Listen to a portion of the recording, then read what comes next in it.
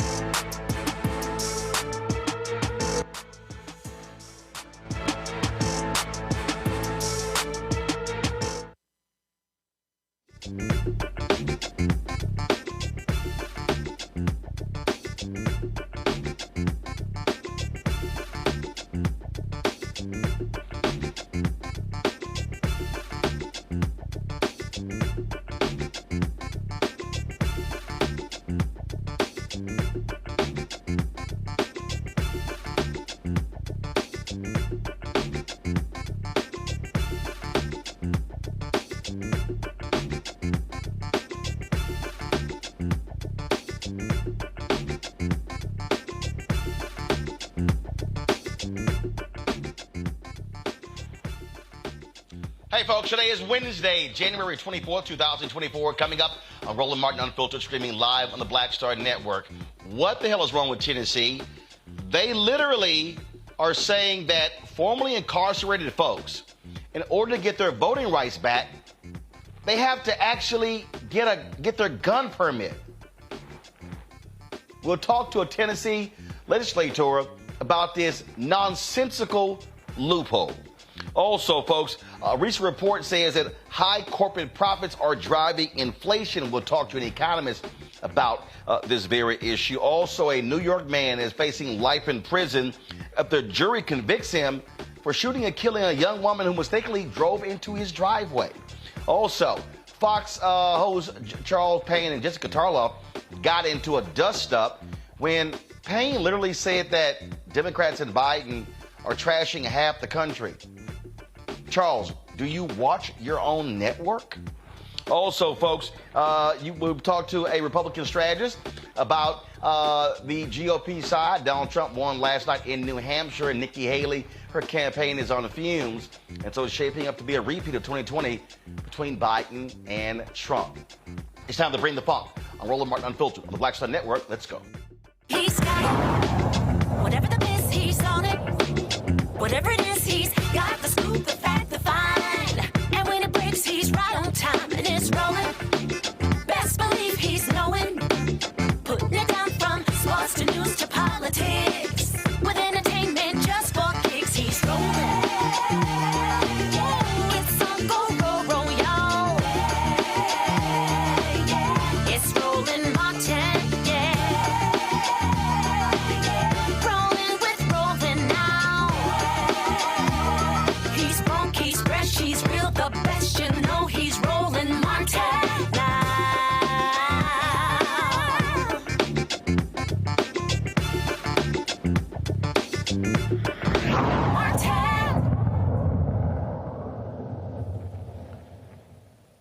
So Tennessee, folks, you ought to hear what they're doing to make it even harder for people who are formerly incarcerated to vote in that particular state. In order for someone with a felony to get their right to vote, they must first obtain a pardon from the governor or have a court reinstate their full citizenship rights, which includes the right to bear arms. Now, after fulfilling this, the person must then proceed with the certificate of restoration process to reinstate their voting rights. Under the Tennessee Constitution, a condition of citizenship is the right to bear firearms. However, formerly incarcerated folks are prohibited from purchasing, storing, or carrying guns. This could mean that 500,000 people in Tennessee could be barred from voting. Joining us right now is Tennessee State Representative Antonio Parkinson from Nashville. Representative Parkinson, glad to have you on the show. This is literally the craziest thing I've ever heard. So to get your voting rights back, you got to get your gun rights back. Oh, but if you were a former felon, formerly incarcerated, yeah, you can't get you can't use you can't have a weapon. What in the hell? Yeah, it's interesting. When I found out about this situation, I met with the Commissioner of Elections, Commissioner Goins, and just because I want to understand the full scope of what we're dealing with. There was a case that came down where the commissioner and the state was sued. The Supreme Court ruled that there were two separate laws that gave you pathways to get your voting rights back, and the Supreme Court, according to Goins, combined both of those laws, and the harshest one became the pathway, and that said that you had to have full citizen rights. Right. The only thing that is reflected in what is full citizen rights is what's in the Tennessee Constitution, where it says a citizen has the right to bear arms, and that's where they are coming from with the fact that you have to be basically eligible or able to bear arms in order to be able to vote. But if those folks are barred from being able to possess a gun, they can't vote. That's pretty much it. Now, some, if you get your felony expunged, you will be able to get the right to bear arms under some crimes, right? But here's what I suggested to the commissioner, because I'm looking for a fix, right? And so I said that we need to define what citizen rights are. Some of the things that he suggested was the right to vote, the right to bear arms, the right to serve on the jury, the right to run for office, citizen rights, right? Those four things, right? But why can it not be that you can receive some of those rights back and not necessarily some of the others? Because like you just said, under some felonies, you will never, ever be able to vote. Under some felonies, you will never, ever be able to bear arms. But under some felonies, you can do one or the other. And so what I think is going to be the fix is to ensure that we define what citizen rights are, what those rights are, and separate them so that people can attain the ones that they need without necessarily having the other in order to be able to vote or bear arms or whatever the case is. I mean, this, again, is one of those things that let's just be honest, Republicans want to make it even more difficult for people to be able to vote. This goes back to slavery. A lot of these laws were put in place to keep black people from voting. I agree wholeheartedly. And it's to keep, not just black people, but Democrats or other people from being able to vote. There are so many, and this, Roland, there are so many different impediments, rather, to getting back to life once you've been incarcerated or once you've been given a felony. And this is another one of those impediments. And when this case came down, this came down as a ruling from the Tennessee Supreme Court that said this is how the law is interpreted. And of course, the opportunity was available, and they ran with it. So, again, but there is a fix. I believe there's a fix now. Whether there's a political will here in the Tennessee legislature to actually do the fix, that's a different story. So in order to fix this, that's going to require the legislature to actually do something. And let's just be clear, these are hardcore right-wing MAGA Republicans, and they don't give a damn about voting rights, especially people who used to be in prison. Right. So there are two laws that gave pathways to receiving your voting rights again. One said that, you will have to receive a pardon from the governor, and your full citizen rights, right? The other one said that, you can go through these steps, you can be, pay your fines, do your time, and present, this certificate that you've completed everything, make sure you're not back on your child support and so on and so forth, and present that to the commissioner of the elections, and they will restore your rights, right? They will restore your voting rights. But when this lawsuit came up and it went all the way to the Supreme Court, they determined that both of these laws apply at the same time and not path one or path two. And so with both of them applying at the same time, it made it extremely difficult to get those voting rights back. All right, then. Well, certainly keep us abreast of what happens. And hopefully Republicans in Tennessee will do the right thing, because this just makes no sense whatsoever. And let me say this lastly, Roland, I will be drafting legislation to be able to parse out, you know, those different rights afforded by citizens, so that those citizens that have received a felony can go after the rights that they specifically are eligible for. All right, then. Representative Wilkinson, we appreciate it. Thanks a lot. Thank you, man. Happy New Year, brother. All right, likewise. All right, folks, going to a break. We come back. We'll discuss this with my panel, as well as delve into some other topics as well. It was a win last night in New Hampshire for Donald Trump, also for President Joe Biden. We'll talk about what's ahead for them, but also Nikki Haley, who is desperately trying to hold on and stay in the Republican presidential race. You're watching Roland Martin Unfiltered right here on the Black Star Network.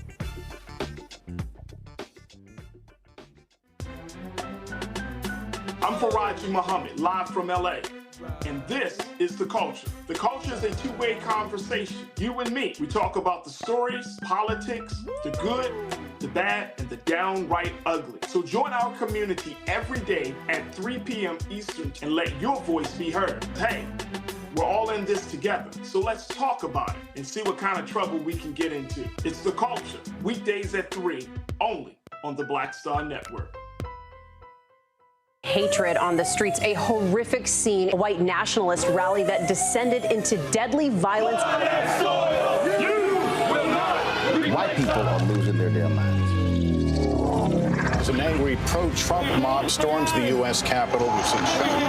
We're about to see the rise of what I call white minority resistance. We have seen white folks in this country who simply cannot tolerate black folks voting. I think what we're seeing is the inevitable result of violent denial. This is part of American history. Every time that people of color have made progress, whether real or symbolic, there has been what Carol Anderson at Emory University calls white rage as a backlash. This is the rise of the Proud Boys and the Boogaloo Boys. America, there's going to be more of this. Here's all the Proud Boys, guys. This country is getting increasingly racist in its behaviors and its attitudes because of the fear of white people. The fear that they're taking our jobs, they're taking our resources, they're taking our women. This is white fear.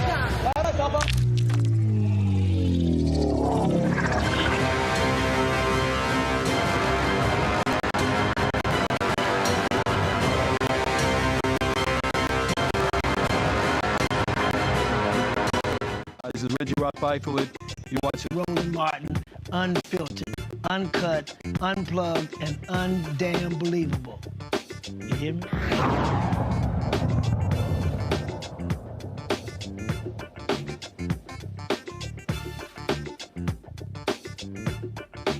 Today's panel, Rebecca Carruthers. She is Vice President for Fair Election Center out of Washington, D.C. Tarun Walker, founder Context Media out of Atlanta.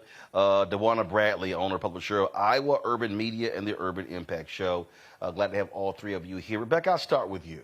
And that is this. I mean, this is one of the craziest things I've heard, that in order to be a full citizen, you must also have the right to bear arms. So therefore, you got to get that back before you can get your voting rights back. You know, that Tennessee legislator, he didn't want to just call it out as this is a very anti-Black legislative bill. He wanted to frame it as, oh, well, this is Black and brown, and this impacts Democrats. No, let's call it what it is. Right now, Tennessee has the most draconian voting restoration set of laws in the country. Full stop. It's extreme, it's harsh, it's repressive. 1 out of 5 Black Tennesseans are ineligible to vote. That's 20% of Black adults in Tennessee are not able to vote because of past felonies. And as a reminder for the audience, Tennessee is one of the most over-policed states. And so I know sometimes people are like, well, don't commit a felony. You could still have the right to vote. But if you're in a state where they intentionally over police this particular population, Black folks, then you're going to have a substantial amount of folks who get convicted, who are convicted of felonies. That's what's happening right now in Tennessee before you even get to this bad legislation. What this bad legislation would do, if it's enacted, is now creates a permanent civic death, where these 20% of Black adults in Tennessee will never be able to vote with this type of scheme, because it's too much of an administrative burden in order for all of these things to fall into place for that person to actually get their rights restored. And that's full stop. This is a full-on attack on Black voters in this country is happening in Tennessee right now. It really shows you, to run. Again, how crucial things are on the state level. So much attention is focused on Congress, when the reality is we've got to be locked and loaded on the state level, because that's where voting rights are being denied. That's where polling locations are being shut down. That's where all the different things regarding voting are taking place. No, Roland, you're absolutely right. And I think we have to be clear that, you know, the presidential elections and the congressional elections, those are the quote unquote sexy elections. Those are the things that you can always get people to turn out for, and they'll always show up for. But it's local elections, it's things like this, it's situations like this, and it's local laws, it's state laws like this that have a much stronger effect on the lives, especially for Black people and Black voters, than even presidential elections and congressional elections. And you and me have talked about this. I feel like there needs to be a much harder push from political pundits and political operatives to say that these local elections and these state elections are where you need to focus your energy on and focus your resources on, because things like this normally happen in the dark.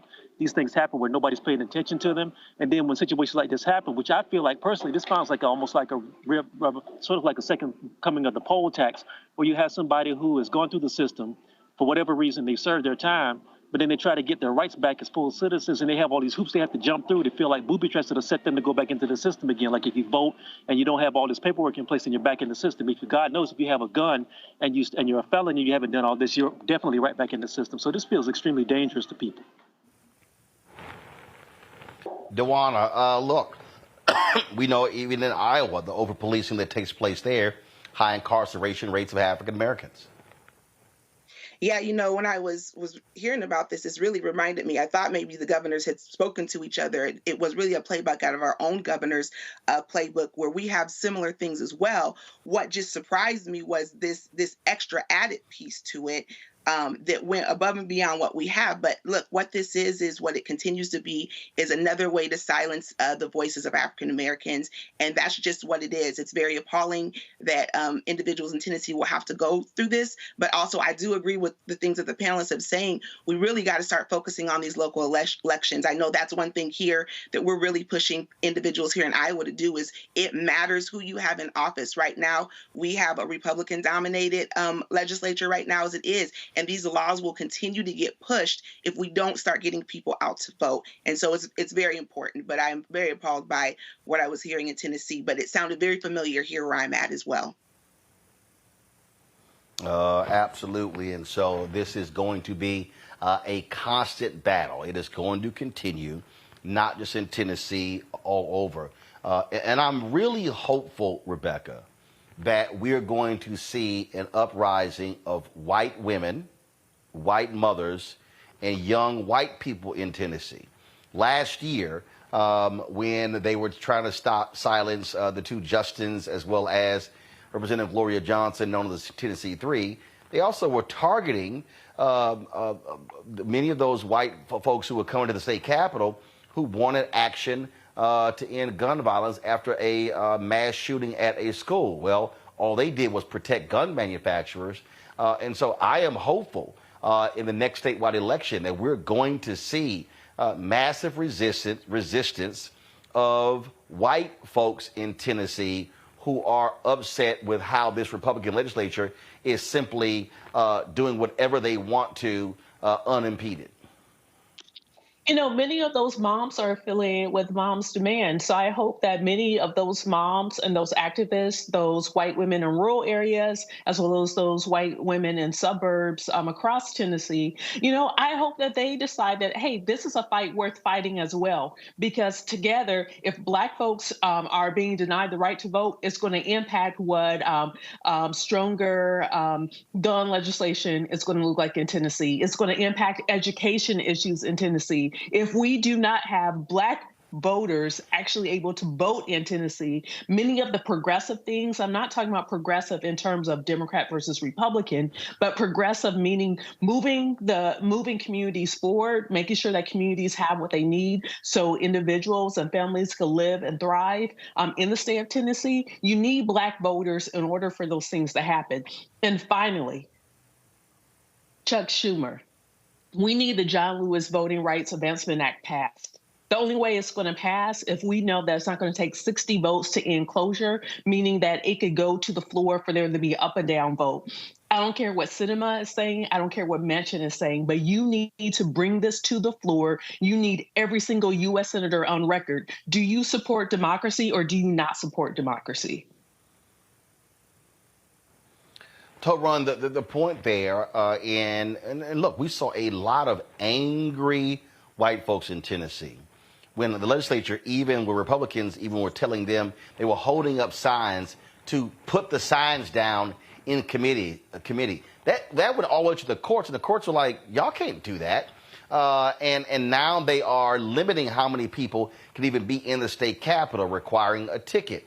And so, look, we know Black folks have been in this battle, in this fight. Again, this is where white people are going to have to step up and do their part and organize and mobilize their own to get rid of these fascists. Well, we got to be honest, though. Unfortunately, in this country, a lot of times it's very hard to mobilize white support unless white people feel like something is affecting them directly. And, you know, we saw that what happened with the abortion bill that came down from the Supreme Court. We saw that what happened with a lot of things that affect white women, or they perceive that it affects them directly. Then they want to move. Unfortunately, this particular situation is something that's going to have to be made. The parallels are going to have to be drawn home to them to get them mobilized, because what happens is it's easy to get them up there for a couple of days to have them wave a sign or two. And then a lot of times the media attention goes away. And a lot of times the momentum that they have goes away. It has to be drawn home to them every single day that the things that affect Black people will one day affect you. I think that's the only way you can get consistent messaging from our quote-unquote allies to get them on board with anything that's going on that affect Black people. That's the only way it works here. Well, DeJuan, I think that what we saw last year with the mass shooting there in Tennessee and how Republicans did nothing in response to that, that's what pissed these folks off. You got Taylor Swift out there, really driving voter mobilization. I mean, this is one of those examples where, again, in a state like Tennessee, you don't have enough African Americans in terms of the percentage. And as Rebecca said, a significant number can't even vote due to the felony disenfranchisement there. But this is where, again, I really hope that white folks of conscience wake up and, yes, be woke and begin to say, we have got to throw these people out, and it's going to take us mobilizing and organizing. Yeah, you're absolutely right. It's going to take that. And I hope it doesn't take another, pandemic. It seems like during the pandemic, it seems when things were happening that people started to kind of wake up to some of these issues. So it is really going to take white people coming together and looking at these issues and speaking on it. But I really think the point is this has to be talked about continuously. We do a really great job of starting to have these conversations. We get everyone riled up. We react, and then all of a sudden we go away, and then these things are continuing to happen. So it's going to take those in Tennessee not letting this kind of die out and not letting this conversation go away. The minute this conversation goes away, things are going to stay the same, and we're going to be talking about this another, just next month, it's going to be another state. So I think it's really important that we keep raising up these things that are going on in other states, but in Tennessee. But it is going to take the majority that is there to really be vocal and speak up and wake up and stop just wishing things are going to change. It's going to take the collective work of everyone to get things moving along. All right, folks, hold tight 1 second. We come back.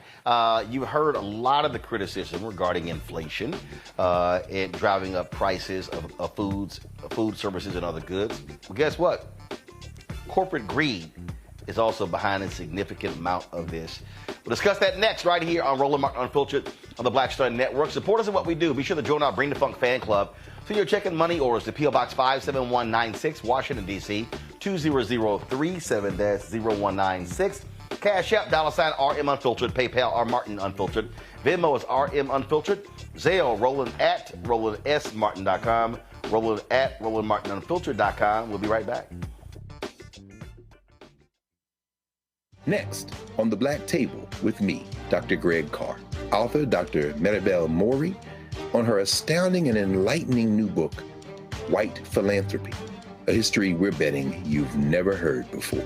Don't miss an eye-opening episode of The Black Table, only on Black Star Network. On next, A Balanced Life with me, Dr. Jackie, we're going to be talking about common sense. We think that people have it, know how to use it, but it is something that people often have to learn. The truth is, most of us are not born with it, and we need to teach common sense, embrace it, and give it to those who need it most, our kids. So I always tell teachers to listen out to what conversations the students are having about what they're getting from social media, and then let's get ahead of it and have the appropriate conversations with them. On next, A Balanced Life with me, Dr. Jackie, here at Black Star Network.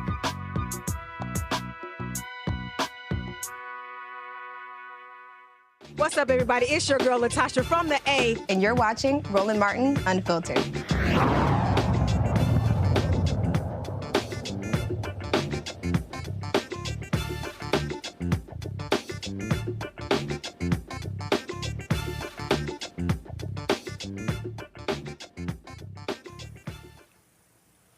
You've heard us talk about corporate greed being a major reason why we've had high inflation.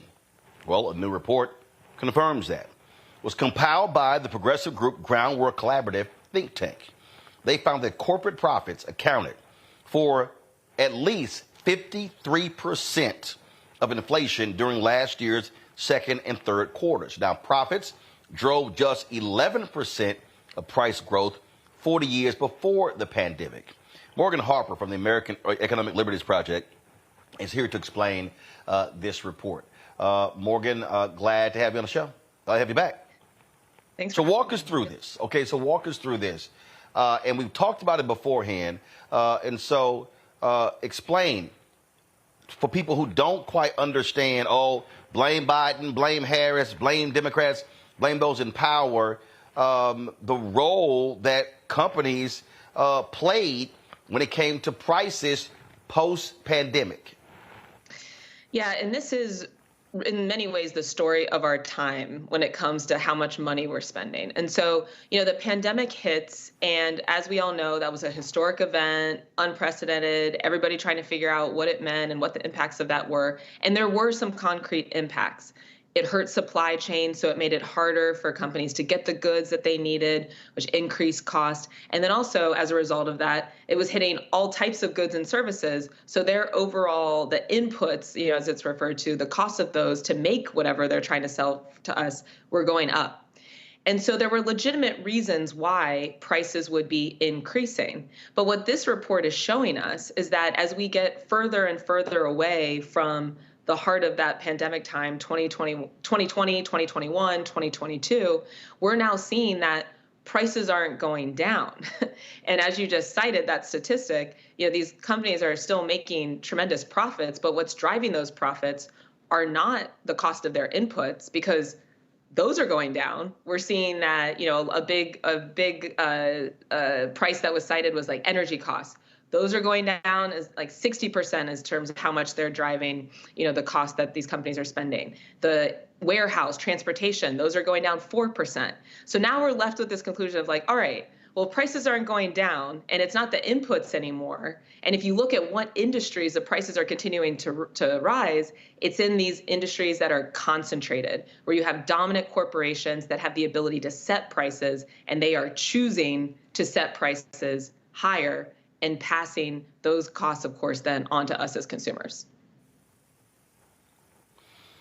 And again, we see it when they have these quarterly earnings reports where they are on conference calls touting, oh, we've made this, record profits, record profits, record profits, record profits. So they're admitting that they are just minting money. Oh, it's been wild. I mean, the first time I came on, Roland was talking about Kroger-Albertsons merger. And the Kroger CEO was one of those guys on these earnings calls that admitted inflation, it's great for us because it gives us a really good excuse to raise prices for people. And so they have not been hiding the 8 ball here at all. I will say it seems like in the last couple of quarters, as they know that there's more scrutiny of these earnings calls, as they know people are listening in, it used to be very much just like a Wall Street inside game. The average person's not tuning into an earnings call, though maybe you could. Now that they know that there's so much attention, they are actually starting to rein it in a little bit and not be, as explicit about some of these price increases. But the reality is what it is. The data is what it is. And they are absolutely keeping prices high. And it's when you have these concentrated industries and that much market power that they're able to do this. Questions from my panel. I will start with Rebecca. Morgan, thank you for being here tonight. It's good to see you again. So what does the average person in America do? Like we're seeing data and we're, seeing surveys that are saying that the economy is doing well, which it is. We also see that individual consumers are spending more, which is driving and making the economy so hot right now.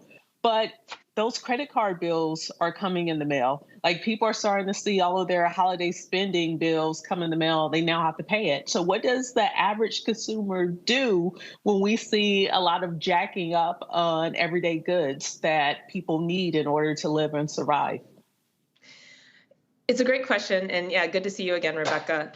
So we're in 2024. As you all are discussing, as we all know, this is an election year. And we need to be listening up when some of these discussions are going on about policy decisions that our representatives are going to be making. And so here's an example of that, right? Child tax credit. That's something that is being discussed right now. There are people that oppose doing something that would lift 16 million children out of poverty, which the data shows child tax credit would do. Their argument is going to be, oh, when we did that before, that led to inflation, that increased prices. And so this is why it's so important to be having these conversations to make sure that people have the facts to be able to reach out to whoever represents them, to push back on the people in their lives that are going to try to spread this misinformation, because the facts are the facts. When we have the Biden administration that has put in strong enforcers that are going to do what they can to block this corporate concentration, when we have people in Congress that are going to push forward things like the child tax credit, that's what actually helps our bottom line as consumers. And we must make sure that those policies continue. Tarun? Thank you so much for this information. Really appreciate it. My question is, what can the average person in this poor and working class do to try to mitigate some of these things that are happening in corporate America that are affecting their bottom line? Is there anything that can be done on a political standpoint or anything that can be done on a personal standpoint to help push back against this, because people's backs are against the wall? Yeah, and it's kind of building off of Rebecca's question too. I mean, the individual decision-making aspects of this are trying to work our way out of a corporate concentration crisis is, I will admit, really tricky. But talking about one fee that is imposed on us a lot that we do have some control over, and I think I've mentioned it before on the program, we have these credit card fees that get assessed when we use a credit card to pay. I mean, Rebecca also referenced, we have now $1 trillion in debt in credit cards. It might be a good time to consider not using your credit card to pay for as much of these things, because there are businesses that will give you a choice. If you use a debit card, if you pay with cash, then they're not going to impose some of these same level of fees because they're not facing the same processing costs. that's an example of like an individual decision that could potentially reduce, how much you're spending. But on the political and policy side of things, because a lot of this, like I was saying, it is just driven by how economic policy is getting set in Washington. I will admit, we need, and I should say and clarify, I work for a nonpartisan think tank, so this is getting a little bit more into the political, but we have seen the leadership from this administration to appoint enforcers at the Department of Justice Antitrust, Jonathan Cantor, Lena Khan, who's at the head of the Federal Trade Commission. These are entities that are pushing back on some of this corporate concentration. DOJ Antitrust just blocked the merger of JetBlue Spirit. If they hadn't blocked that, Spirit Airlines would have gone away. How many of us rely on, I know Columbus, Ohio, where I am, Spirit Air provides a very cheap way to get to a lot of different cities. And they were perfectly comfortable with that airline going away, and then people wouldn't have as many routes and they'd be paying more for airfare. That is what would have happened. And so we have got to protect the gains that have happened in this administration. We need to make sure that we continue these policies. And we're already seeing that Wall Street is trying to signal what they want. They're saying that if Trump is elected again, they're going to be able to see a merger spree go through. There won't be this strong antitrust enforcement. And those are the legal tools that push back on this concentration. And so, folks decide as you will, but I think we have a clear sense of where we might be headed if we don't see a continuation of the better antitrust enforcement that has happened in this administration. Dewana. Hey, Morgan. Nice to meet you. Thank you for this information. I just know that President Biden has been really talking about, getting consumers to stop gouging. And I know that in other countries such as France, the government intervenes in, these price negotiations. Is there anything that you see that would lend to the administration starting to do some of those things? Are they making some of those efforts to make some of those changes? I feel like this is, going to be hard as a consumer. I'm thinking, what do you do? Stop buying these things? Well, these are things that we need and we're going to pay for it. But is there anything happening where government might get involved in that capacity? Yeah, so that was a really interesting development when you had a grocery chain in France that said, Pepsi's just too expensive, we're not carrying it anymore. We haven't seen that kind of behavior happen with a private corporation saying that some of the goods they're trying to carry or provide to their consumers are just too expensive, but it doesn't mean it couldn't happen. Now, for the government to ban that, the products being offered, that would be a little bit tricky legally. But like I was saying, we are seeing some of the most aggressive government intervention during this administration to control bring prices down and make sure that we're facilitating competition in the economy. A couple of other examples I would point to. The Consumer Financial Protection Bureau just put out a rule that's going to rein in overdraft fees, banking fees that a lot of us would face if you happen to overdraw your account, which really doesn't cost the banks very much at all, but they've just been getting away with imposing $30 fees, $35 fees, what have you. That auto dealers, people that are selling cars that just rack on extra fees and don't ever have to explain them. This administration has done something to begin to rein that in, ban people from imposing those fees. And so, I do think we've seen a lot of strong government intervention. In many ways, the past 4 years in this administration has been a rediscovery of the authorities that the government has to try to lower costs for consumers and small businesses through better competition policy. And like I said, I think for all of our sakes as consumers, as small business owners, as people who frequent small businesses, it's in our best interest to see this type of policy making continue. All right, then. Morgan, we appreciate it. Thanks a bunch. Yeah, thanks for having me. See you soon. All right, take care. All right, folks, going to go to a break. We come back. More on Roland Martin Unfiltered on the Black Star Network, including last night's results in New Hampshire. Donald Trump wins. President Joe Biden wins. Nikki Haley says she is going to stay in the race. Yep, we'll see what your donors say. And even Phillips is saying, hey, I got 21% of the vote in New Hampshire. See, I'm credible. No, you're not. No, you're not. We'll just talk about it. You're watching Roland Martin Unfiltered right here on the Black Star Network. Grow your business or career with Grow with Google's wide range of online courses, digital training, and tools. Gain in-demand job skills with flexible online training programs designed to put you on the fast track to jobs in high-growth fields. No experience is necessary. Learn at your own pace. Complete the online certificate program on your own terms. Stand out to employers, get on a path to in-demand jobs, and connect with top employers who are currently hiring. Take one professional career certificate program or all 6. Earn a Google Career Certificate to prepare for a job in a high-growth field like data analytics, project management, UX design, cybersecurity, and more. All professional career certificate programs must be completed by December 31st, 2024.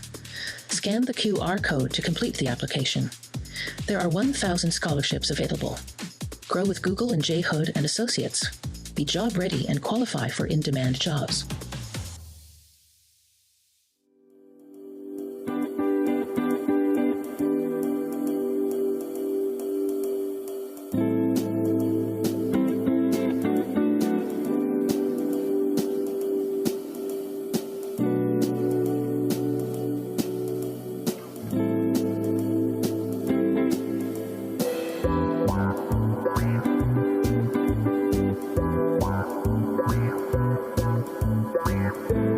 Hello, we're the Critter Fixers. I'm Dr. Bernard Hodges. And I'm Dr. Terrence Ferguson. And you're tuned in to Roland Martin Unfiltered.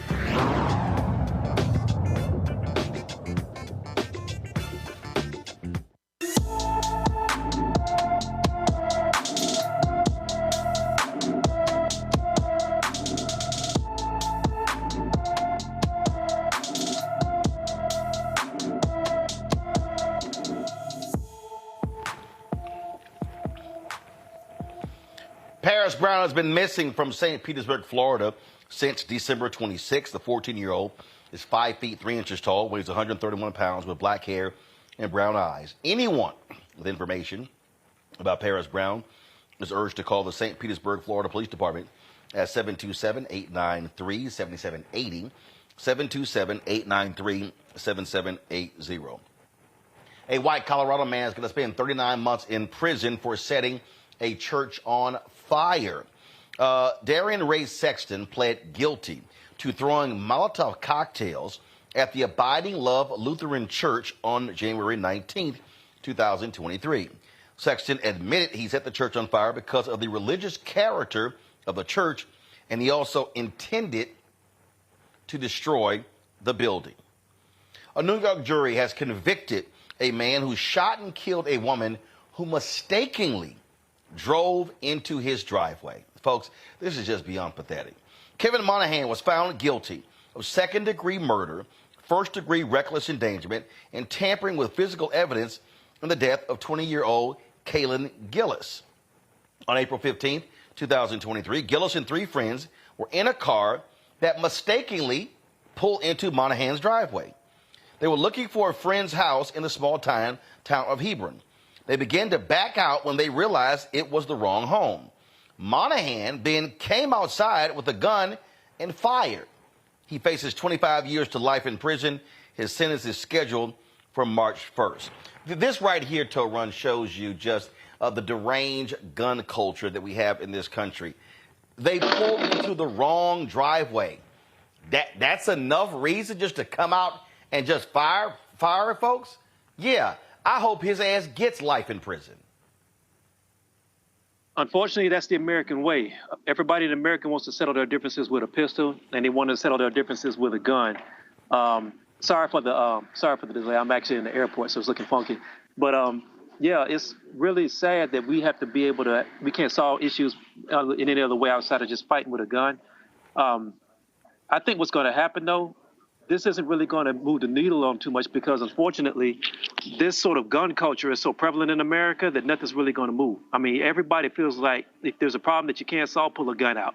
If there's an issue that you're having with somebody, pull a gun out.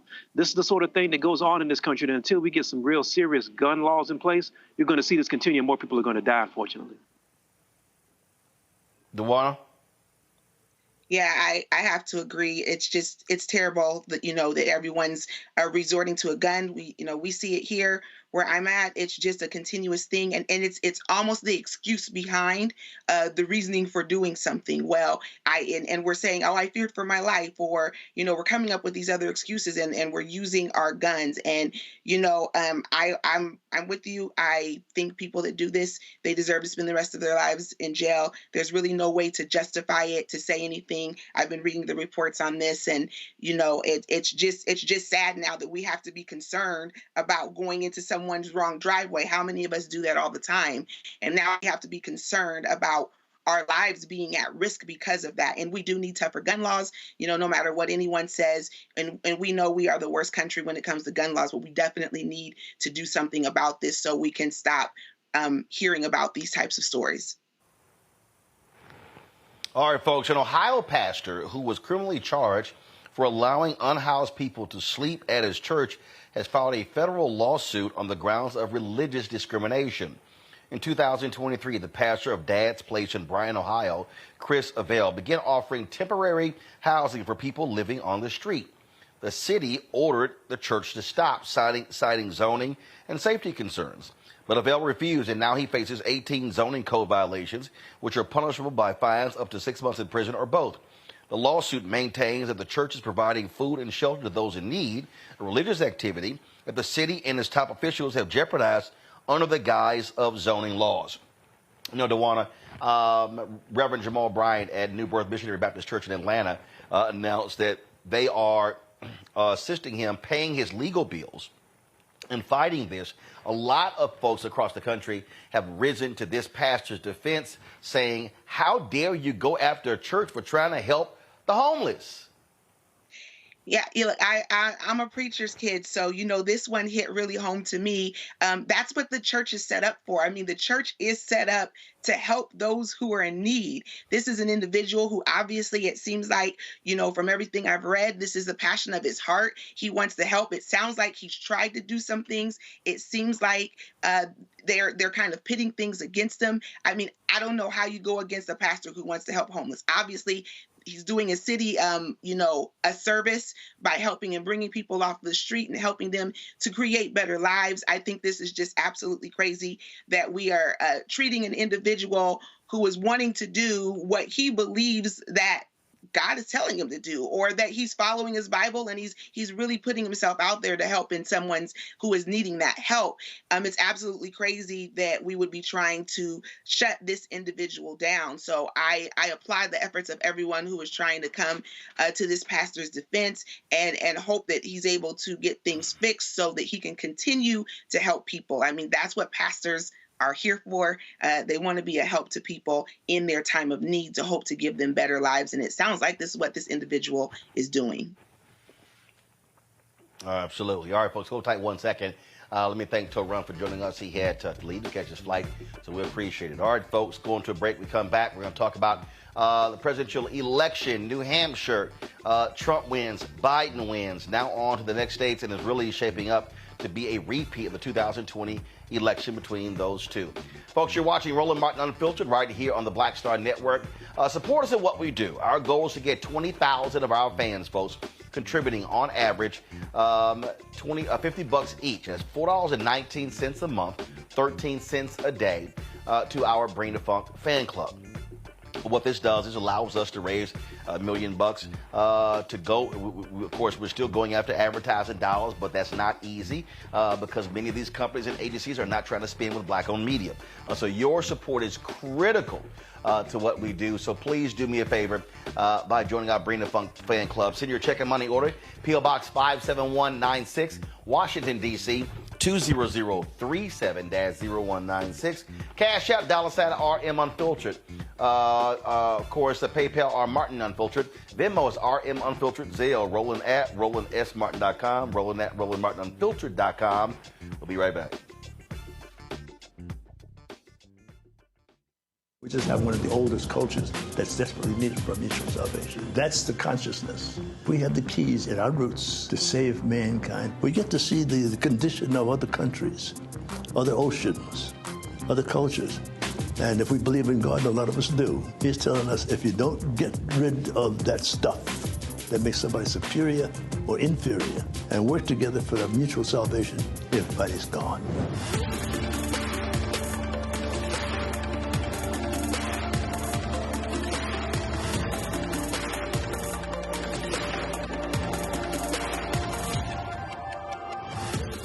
On the next Get Wealthy with me, Deborah Owens, America's Wealth Coach, nurses are the backbone of the healthcare industry, and yet only 7% of them are Black. What's the reason for that low number? Well, a lack of opportunities and growth in their profession. Joining us on the next Get Wealthy is Needy Bartonelli. She's going to be sharing exactly what nurses need to do and what approach they need to take ownership of their success. So the Black Nurse Collaborative really spawned from a place and a desire to create opportunities to uplift each other, those of us in the profession, to also look and reach back and create pipelines and opportunities for other nurses like us. That's right here on Get Wealthy, only on Black Star Network.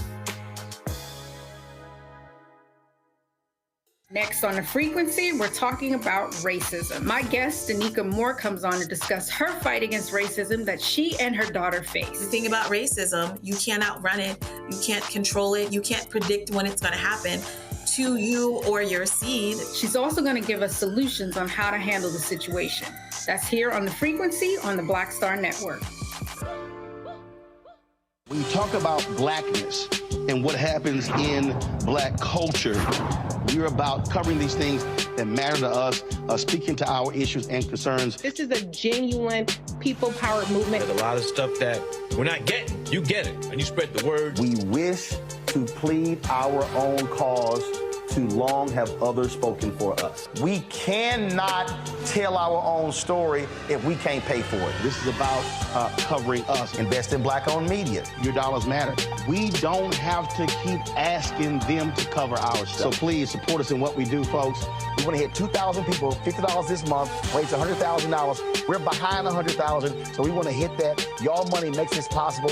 Checks and money orders go to P.O. Box 57196, Washington, D.C. 20037-0196. The Cash App is $RM Unfiltered. PayPal is R Martin Unfiltered. Venmo is RM Unfiltered. Zelle is RolandSMartin.com. Hello, I'm Paula J. Parker. Truly proud on the Proud Family. I am Tommy Davidson. I play Oscar on Proud Family, Louder and Proud. Hi, I'm Jo Marie Payton, voice of Sugar Mama on Disney's Louder and Prouder, Disney Plus. And I'm with Roland Martin on Unfiltered.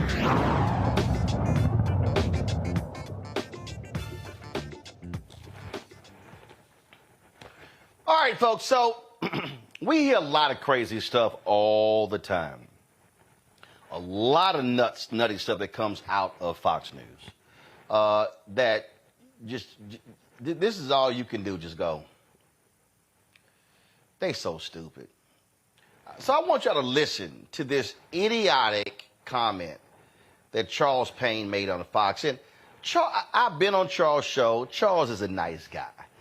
In fact, he's probably the only Fox News person there who ain't scared of me, because the rest of them scared of Booker Brother. But y'all, he was talking with Jessica Tarlov, progressive commentator, and this whole conversation just gave me a headache. Listen to this. That are voting for Nikki Haley, that some of them have voted for Ron DeSantis, who maybe is more in his lane. But the Nikki Haley voter, are they going to try to get them, do you think? Well, I'm certainly not an advisor to the Trump campaign, but it is, we talk in the millions of votes when we're talking about the general election, but it actually comes down to the tens of thousands, right? The margins in Georgia, in Arizona, in Michigan, in Pennsylvania, it's minute. Right. It can be the difference between whether you came out and you criticized your opponent's dress, which some could interpret as demeaning a woman, again, which is obviously something that he suffers from, or just making a little offhanded comment that someone says, you know what, I'm going to sit home, or actually, I want 4 more years of Joe Biden. So yes, it would be smart, as it always was when he was president, if he would listen to Kayleigh about this. But he has an uncontrollable narcissism and rage about him when he feels insulted. And it's appealing to the base. That we love it. He's a counterpuncher. But you've now lost a general election. You've presided over the loss of the Republican Senate, the Republican House. The abortion has been on the ballot 7 times. Democrats have swept it in all of that, and he has not moderated at all. And frankly, I don't think it's in him for him to be able to do it for more than 20 minutes. You know, Charles, you talked about the issues here and how immigration here is at the top, but it also is an economic issue, and it crosses all boundaries. And it is a weakness for President Biden and the Democrats. Dean Phillips talks about this on the trail, and he talks about how Democrats demean MAGA voters. He talked about it with me today, saying that, you know, it's just strange that they're talking about a group of voters like that. Yeah, and I don't think it's narcissism. I think if it's, you've lived in New York long enough, you know it's maybe a New York thing. Someone punches you, you punch him back harder. That's why I grew up in Harlem. Not if the country's at stake, right? He won. He became president of the United States with that same personality. I don't think that, you know, listen, I think it's worse with Biden calling MAGA. Biden's anger and vitriol and hatred for MAGA is far more worse than President Trump's individual battles with someone who crosses him. That is something that is really detrimental to this country, that the President of the United States despises half of the United States. President Biden, I said earlier today, about a week ago, I had a segment coming up, so I Googled, Biden hates MAGA. Nothing but articles after articles after articles. He has expressed hatred for half of the country. Who's writing those articles? It doesn't matter. Look and it's at not. him. Because the bottom line is he says it. He has vitriol for them. And so does MSNBC, and so does CNN, and so does the New York Times. They have vitriol for half of the nation. They don't look at them like fellow Americans, and it's unfortunate. They try to paint them as racist. That all the things that they do to their fellow Americans who simply want a safe home, a safe community, for their children to have prosperity. They want the same thing, but they demean them all the time. That's why I think Phillips was so intriguing, because he went to a rally to find out for himself. And guess what? Golly, these are some pretty cool people. They're just like us. That's exactly what Jamie Dimon said this week as well. And it's smart to understand. And also you see the shift that's happening, right? You look at black voters, Hispanic voters, college women, Latinos who have moved towards Trump. Yes. So it's no longer that people are in these boxes based on what their gender is or what they look like. They appear to want, you know, a safe country, and they appear to want a good economy, regardless of what label they have. That's completely fine, and I know that the lines have shifted dramatically, but Joe Biden's responsible for a lot of that. You say that he's demeaned half the country. First of all, it's 74 million people that voted for Donald Trump, and he is explicit every time he talks about the MAGA movement to say that this is a subsection of the Republican Party, which is borne out in elections when you see people voting against Donald Trump. And this idea that what about the people way voting that Democrats, for him? What about the people voting for him? He gives teleprompter speeches. I mean, you have to understand. Yes, but he is talking about insurrectionists. No. Yes, he is. No. Why is he talking about January 6th? And he calls... He says MAGA like it's a swear word, you know, instead of a slogan. If you get called regularly, he's the which president Democrats of the do, United States. thugs, he's the commander-in-chief. pedophiles, Why can't he call the border a crisis while he's denigrating and castigating Americans? No, the voters are talking about that, Jessica. But excuse me, respectfully, demeaning voters. The president of the United States, the commander-in-chief, went to Philadelphia a year and a half ago with a Marine posted behind him. I saw. And gave a decidedly political speech where he insulted a large part of the country. And I've said many times on this network, and I'll say it again tonight, if people, a lot of people, spend a fraction of the time that they spend obsessing over Donald Trump the person, learning one thing about the Trump voter, things may be very different. This is Joe Biden's version of Hillary's deplorable and irredeemable. And here's one thing. We're going to be talking about this for many months. So we have to move on. I'm excited. Okay, so allow me to unpack the sheer nonsense that you just heard. You saw Charles Payne just visibly upset. Charles, do you even watch your own network? He criticized Biden. He criticized MSNBC. He criticized CNN. Well, they're sitting here, they're talking about half the country. What the hell do you think y'all do every single day? Literally, Sean Hannity, Laura Ingraham. We could go on and on. All your shows, Jesse Waters, The Five, Greg Gutfeld, y'all consistently are trashing liberals, trashing progressives. You've got folks on the right trying to say folks on the left are baby killers, they are pedophiles. You got the whole crazy Pizzagate stuff going on. You got Donald Trump, who is perfectly fine supporting neo-Nazis, fascists, white supremacists, had them on the payroll, Stephen Miller, had other individuals who are aligned with neo-Nazis. Then you have, in the Charles Payne, they're calling people racist.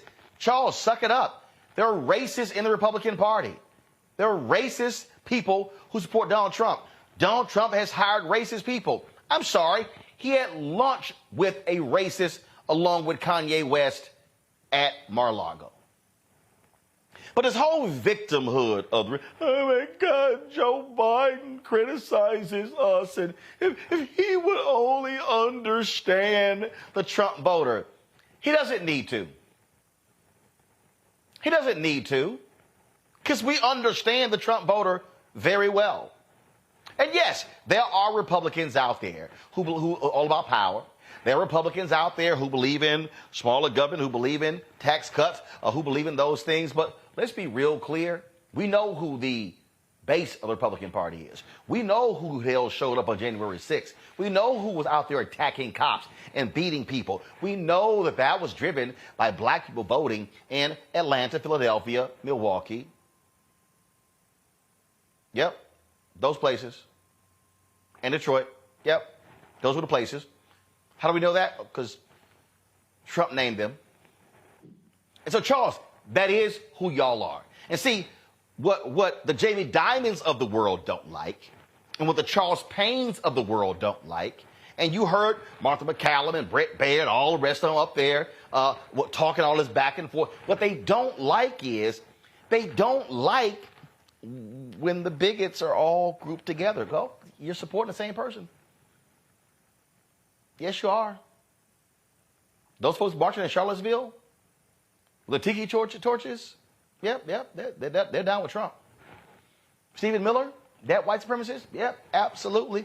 Who do you work for? Trump. See, but what they do is they love playing the victim. Oh, now they love saying Democrats and black people, y'all love playing the victim. Yeah, the biggest group that's just enamored with victimhood are folks on the right. Because no one understands us. No one listens to us. No one feels us. We're losing our America. We're losing our way of life because they cannot handle the fact that America is changing and it's becoming browner. What was the central location for the Great Replacement Theory?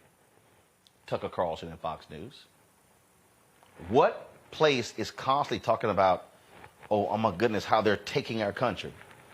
Fox News, Salem Broadcasting, conservative radio, conservative digital websites. Yeah, that's what it is. See, what they can't stand is they actually can't stand that President Biden's calling them out. If he wouldn't do this, really? We watched for 4 years Donald Trump demean, degrade, attack people. We saw that man lead a birther movement. Yeah, we saw it with our own eyes. And y'all want us to feel sorry for y'all because your feelings are hurt. And what y'all want us to do is to sit down and listen to you, listen to your frustration, listen to how you think your country is being changed and how things are not what they used to be. So you want us to lend you a shoulder to cry on, lend you a body to lean on. You want us to pray with them and eat with them and just understand their feelings and just understand. And you hear Charles, I mean, these people they want the communities to be safe and they want that. Dude, stop it. Or Charles Payne And all those folks on Fox News, what they cannot stand is the truth. They cannot stand that the Republican Party is filled with a bunch of crazy, deranged, out of control, racist, sexist, MAGA folk. They can't handle it. They can't handle the fact that Biden and Harris is willing to call them out. See, they went off like crazy. Hillary Clinton called the deplorables. But they are. Their actions have proven it. But they want us to embrace them. 2 words. No, 3. Hail to the no. 2 more words. Absolutely not. Because we have seen the damage that these people want to cause. We've witnessed it with our own eyes. And so, Charles, Brett, Martha, the whole panel, if y'all are upset with Jessica, you're upset with me and others, get your own house in order. Get your own crazy, deranged people in line, or you wouldn't be called out. But until then, I'm with Biden. Call them out at every single turn. Because a line in the sand has been drawn. And you are either with democracy, with this country, or you are with that narcissistic, uncontrollable, deranged, sick, evil man known as Donald Trump. And I will never back off calling him exactly who he is. And Rebecca, Biden is doing exactly what he should be doing, calling these people exactly who they are. Roland, a hit dog holler. Like, these people are upset because they understand that right now the term MAGA isn't very popular, and people understand what the MAGA movement is. But these are the same people who call themselves MAGA. These are the same people who supported a racist president with racist policies. These are the same people who are now trying to justify, well, it's okay to support a racist president with racist policies. It doesn't mean that I'm racist, but guess what? It means that you support racist and racist policies. So at that point, what's the difference? The other thing is they're also trying to gaslight us and distract us, because we all know about Project 2025. We know what will come in a second Trump administration, and they don't want to talk about that. Instead, they want to say, hey, Joe Biden, be nicer as you fight against Trump. Why? You know, it simply doesn't make sense. So then Kellyanne Conway, like, where did she come from? I mean, it was glorious to not have to deal with her over the last few years, and now she pops up. Everyone in Trump world, I mean, it's beyond a circus. It's beyond horrible or deplorable, but it's actually devastating to this country, with especially knowing what the plans are for a second Trump administration. This is not about Democrat. This is not about Republican. This is about, what do you see the future of this country as, and where do you see yourself in the future of this country? And then finally, like, Charles, I don't even understand. It was so weird. Like, you might have seen my face watching him just turn up real fast about MAGA. And he's like, oh, well, you know, I grew up in Harlem, but it's really, dude. Like, you know, none of this is making sense. It's very bizarre. But finally, that Vox panel showed that they're not willing to actually talk about the policy issues that distinguishes Trump from Biden. Instead, they have to go to, oh, Biden is hurting people's feelings. He's hurting half of the country. He's not hurting half of the country. He's hurting maybe 35% of the country that said that, you know, hell or high water, they're going to support Trump and his racist policies. Well, guess what? Like I said earlier, if you want to be racist or you want to support a racist and racist policies, good luck. As far as me and the rest of the folks, we're not here for it in 2024. Duana? Yeah, these things are always hard to watch between probably my rocking and shaking as I'm watching everything here and not really. I say that it's hard to believe that these things are going on. And I have to ask myself every day, is this the world that we're living in where people are actually justifying the actions of individuals, but not only that, justifying the actions of an individual who's got, more charges against him than the law should even allow, and that we're putting this person on a pedestal to say that this is the person that they're out here supporting. Everything that comes out of his mouth and those who support them is detrimental to what democracy, in my mind, should look like. And I think that everyone should be concerned. Watching an individual not talk about, especially the panel here, the Fox News channel, they weren't talking anything that had to do with policy or what's going on. It was everything about feelings. Well, I have a hard time understanding individuals who thinks it's okay to erase our history. I have a hard time understanding individuals who don't even want to talk about the past. And I have a hard time understanding individuals who are trying to really erase people who look like you and I. So I have a hard time feeling like, and I'm a Christian woman here, so I get with, getting along with people and having these conversations, but I have a hard time struggling with individuals who are speaking a rhetoric that is really not trying to take any ownership in the things that have gone on and to really excuse an individual and applaud him and say these things are okay. Do we remember what happened at the Capitol when we had those people going in there and storming that place? Like, we're acting like these things didn't happen. And my problem with this party is they don't want to talk about it, but they want us to talk about how they're feeling. They want to get on President Biden for calling them out. Rightfully so. Wrong is wrong, as right is right. And what is happening right now is not right here in America. And it's not the America that, that I hope to see for my future generations. And so we have a big problem. Those Fox News is always hard to watch because they really are not talking about the issues at hand. They're just coming up, with more excuses, and they're backing an individual who is not for people in this country. All right, folks, hold tight 1 second. We come back. We'll talk what happened last night in New Hampshire. Also, why won't Republicans deal with the immigration issue, deal with the border? Could it be Trump is telling them not to? Lots to talk about with Michael Singleton, Republican strategist, next. Roland Martin Unfiltered, right here on the Black Star Network. On a next, A Balanced Life with me, Dr. Jackie, we're going to be talking about common sense.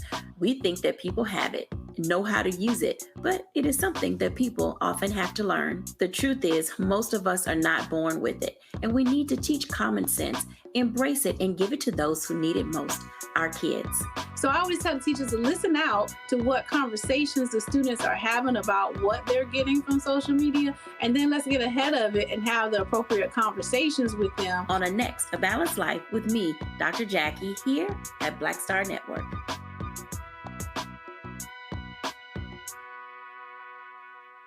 Next on The Frequency, we're talking about racism. My guest, Danica Moore, comes on to discuss her fight against racism that she and her daughter face. The thing about racism, you can't outrun it, you can't control it, you can't predict when it's going to happen to you or your seed. She's also going to give us solutions on how to handle the situation.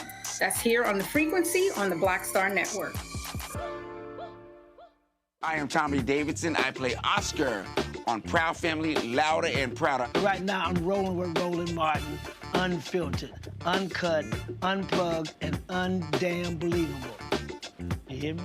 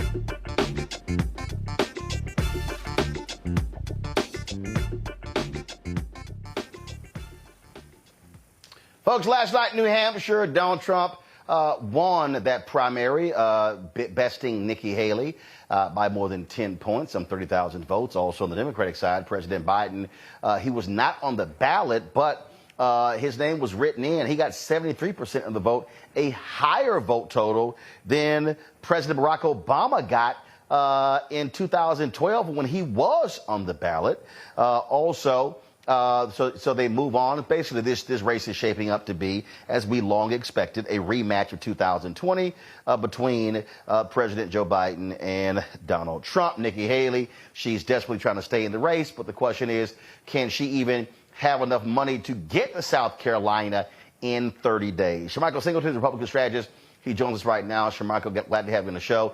When you start looking at the numbers, Shermichael, it's going to be a huge problem for Donald Trump holding on to these moderate voters. And sure, he's got his MAGA base, but his base ain't big enough to hand him the presidency. He's going to have to appeal to crossover voters, and he's not doing well with those folks. I mean, so when you look at the numbers, you're looking at about 67 to 68% of independent voters nationally who are saying they absolutely will not vote for President Trump. So then that gives you about 30% within a margin of error. You divide that up, and then you see around 12 to 15% who say that they're open to voting for Trump. When you do the math on that, remember in 2016, Donald Trump won the Electoral College by a very slim margin. Fast forward rather to 2020, President Biden won the presidency by a small electoral college victory across 4 states, around 84,000 votes. And so when you start to break down the math, you start looking, well, what states did Donald Trump win in 2016, lost in 2020, where that 12 to 15% of independents who are open to voting for him could make a marginal difference. You look at a state like Georgia. I'm looking at a state like Arizona. I'm looking at potentially a state like Pennsylvania, maybe even Michigan, where President Biden is having some struggles. So there is a possible path, Roland, when you start looking at the math. Well, speaking of math, I mean, Trump won by 77,000 votes in those critical states, Michigan, Wisconsin, Pennsylvania. You look at the exact same 3 states, Biden won by a much, much larger margin in those particular states. And again, he also, of course, won Nevada, won Arizona, and won Georgia as well. But again, what you're seeing, though, is it's not like I love it how some of these Republicans, Ben Carson and others, they were like, well, if you saw the speech last night, you know, I think you're seeing a different tone, Donald Trump. And then all you got to do is just wait 24 hours because it's going to be some craziness said on Truth Social. It's going to be another crazy speech that he gives. And so I think as we're moving towards it, at the end of the day, people are going to be stuck with, all right, I'm hearing this man say a bunch of crazy, deranged stuff constantly. Do I want that chaos back in the White House? I mean, the vulnerabilities are present, right? Like, you cannot deny the vulnerabilities, which is why I think whomever the former president chooses as his running mate is going to be critically important. I mean, you need someone that signals a level of stability that he doesn't particularly bring. You need someone who's also attractive to some of those voters. That ain't going to have no bearing. Whoever's the vice president, same on Democratic side, it ain't gonna mean nothing. Folk voting for the president. People, let me respond to that. People love to say that, but there's significant data from Harvard, from MIT, from UCLA that actually showcases otherwise. I mean, having been a practitioner of electoral politics, you see people say, well, conventional wisdom says this. That's great and all, but I'm a data guy. The numbers indicate otherwise. There's a reason President Biden chose Kamala Harris. There's a reason former President Obama chose Joe Biden. There's a reason former president chose Mike Pence. Those things actually do signal certain things to certain groups, Roland, and I don't think you can factor those things out, particularly when you're looking at how can a president or a candidate for the presidency win electoral college states. We talk about popular vote and winning by 3+ million, and that's great and all. But how are both of these candidates performing currently in the states that are most critical? And when you look at the numbers present, President Biden does have some vulnerabilities, and you cannot deny those things. And this isn't to say that it's guaranteed for Donald Trump. They're simply saying, looking at the math, this could, surprise a lot of people. It's going to be very close. No, look, it's going to be close. But again, though, the key is this: if you're Trump, he has to get independent and moderate voters. Yeah, He's got I agree. no choice. I agree. He ain't getting liberal progressive votes. For Biden, what he has to be concerned about, his base actually showing up, especially young voters. And so this is where the whole Israel-Gaza issue comes up. I do want to ask you this here. So this actually came out today. Senator Mitch McConnell, in his Republican conference, said to them that there will be no border deal because Donald Trump is stopping them from doing this because he wants to campaign on it. This is literally Senator Mitch McConnell being on the record. Guys, pull the tweet up. Okay, this is Senator Mitch McConnell being on the record. Jake Sherman reports that in the Republican conference that's what Mitch McConnell had to say. So if I'm Biden and Democrats, my deal for between now and November is like, shut the hell up. We can get a deal done, but your guy doesn't actually want to do one because he wants it to be his campaign issue. If I'm a Democrats, I'm beating the Republicans upside. Every time Republicans say, go to the border, I'm going to say, call your boy because he won't let y'all do a real deal. I mean, look, I got to be, candor would oblige me to be quite frank on this issue. I think Republicans have done a good job on the immigration issue and how they've crafted that message. For Republicans, this is an election year. There isn't really a reason, Roland, if I'm being honest here, let's take away the legislative process here, the fact that they should have some bipartisanship. I would certainly agree with that.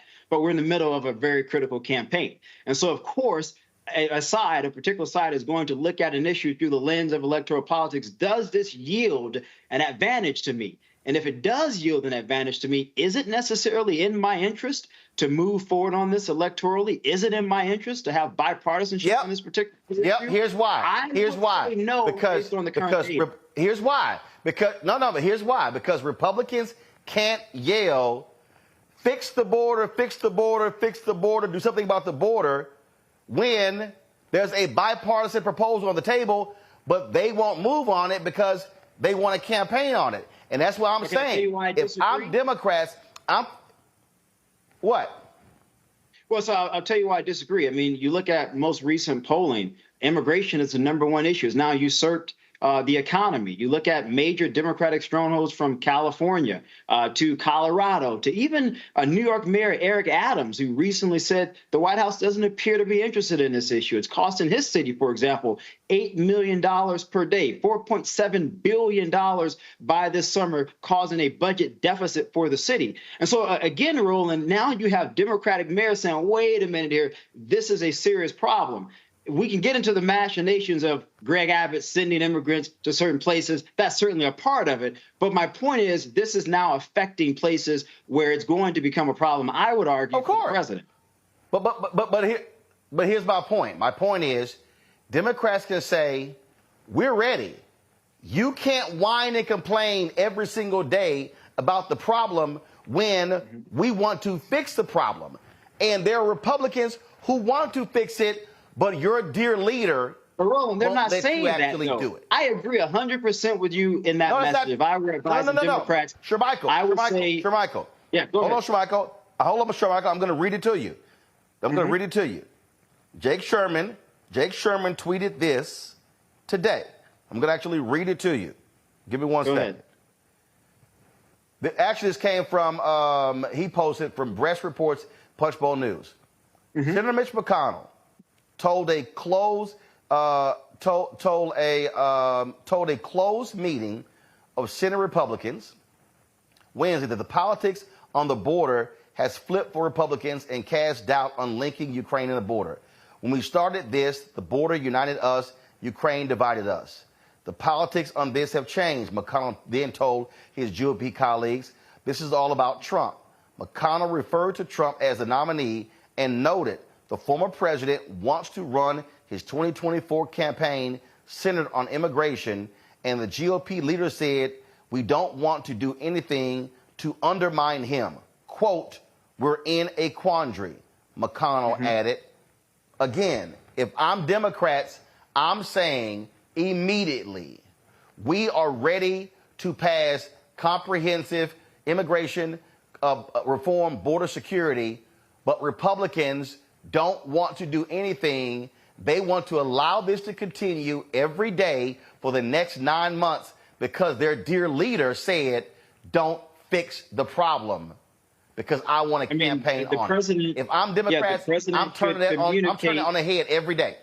No, Roland, I don't disagree with you. I've worked on campaigns across the country. I understand messaging very well. I'm not taking a particular side one way or the other, but what I'm doing is analyzing why Donald Trump does not want to cede this and is telling Republicans don't solve it. Here's my whole point. I understand why he wants to do it. But the point I'm making, sure, Michael, from this point forward, no Republican can whine and complain about the border if they are a member of the U.S. House and the U.S. Senate when there is a deal on the table that they don't want to take up. I understand the premise. I understand the premise of your claim. What I'm saying, however, is that the president and the White House is disadvantaged on this particular issue. And what you're saying, they're not saying. If they were saying it, then the numbers would look differently on this issue, and that's not the case.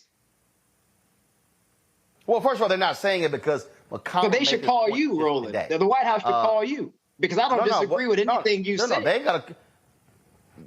ain't got to call me. All they got to do is just watch the show and then go do what we tell them to do. That's what they should do. I want to bring in DeWanna and Rebecca on this. Rebecca, I want to go to you first. Again, this here on the immigration issue, the fact that McConnell is now on the record as saying we can't do anything on this because Trump won't let us because he wants to run on it. Democrats should be pouncing on this right now.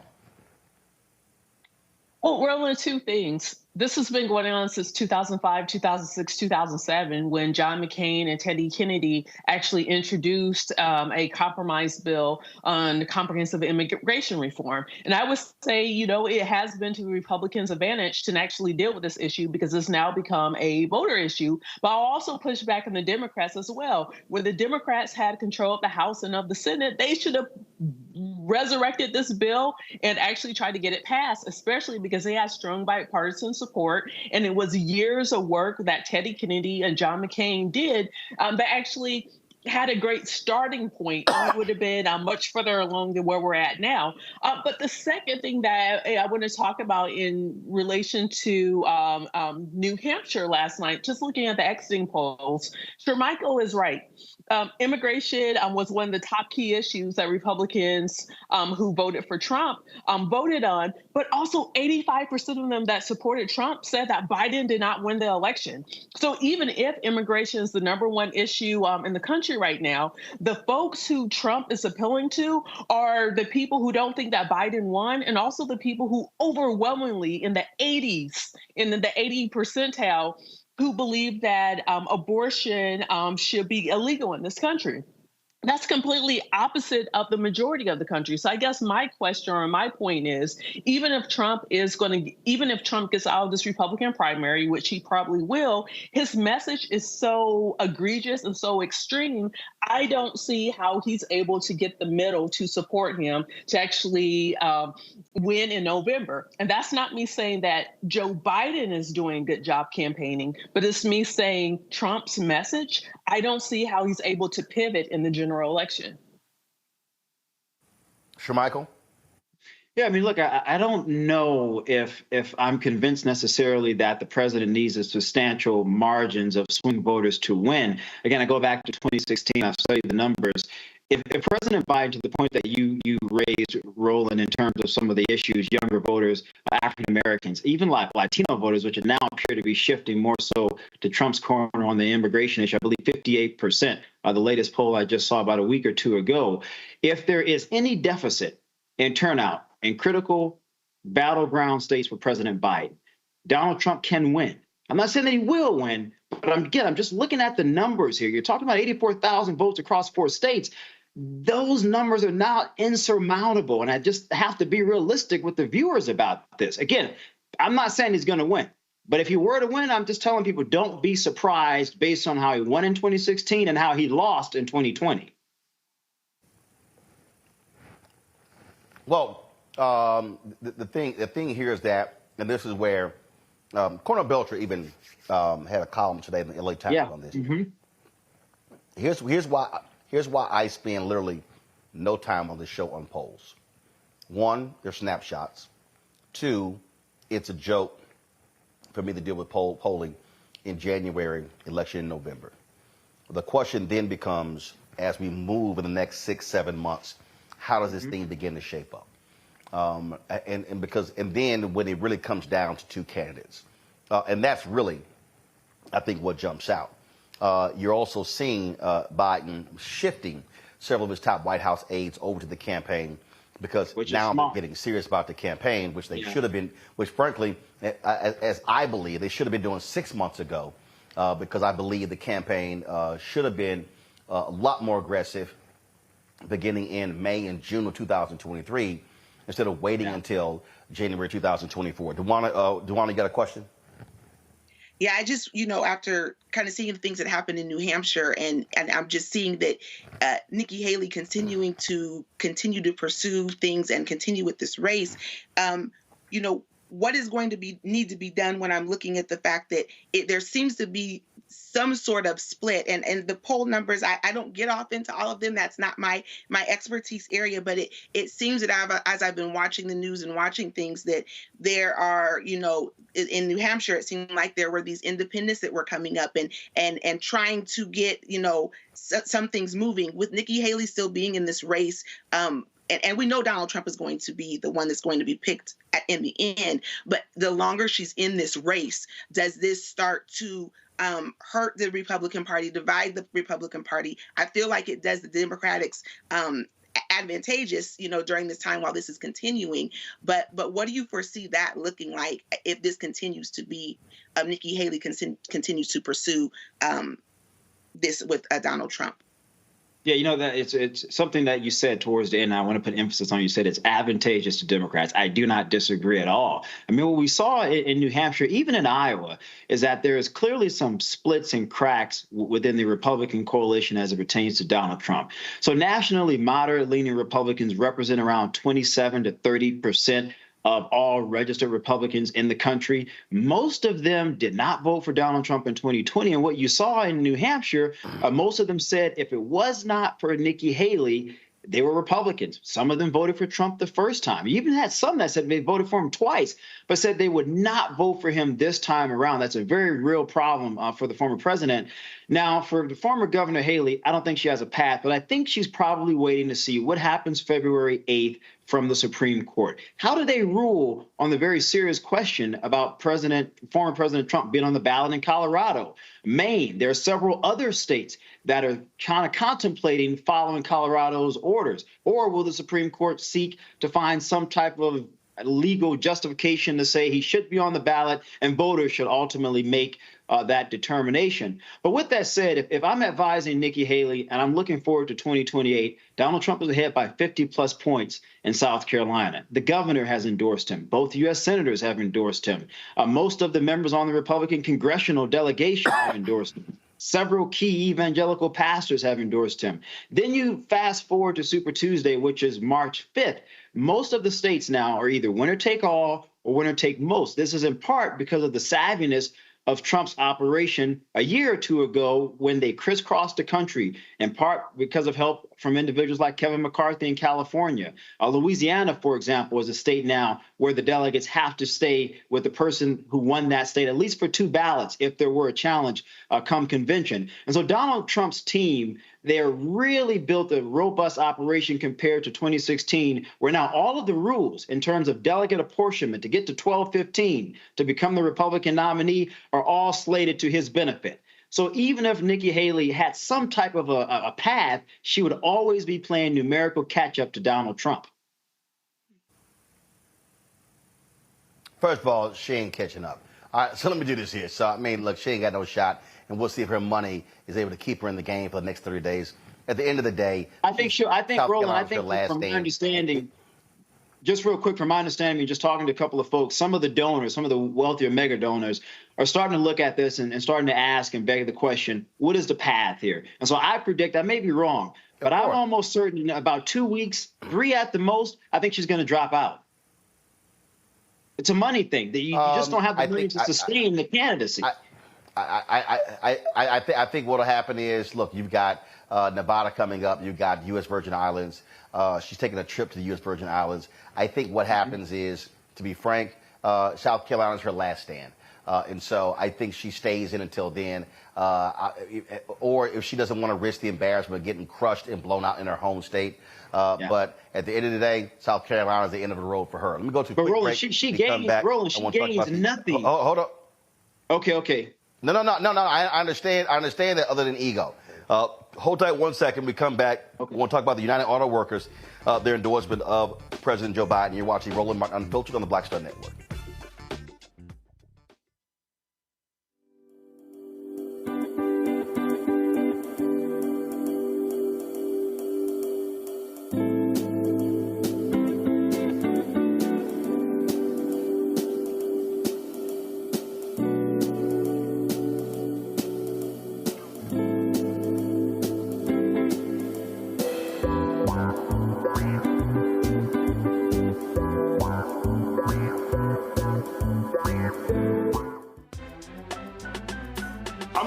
Muhammad, live from LA.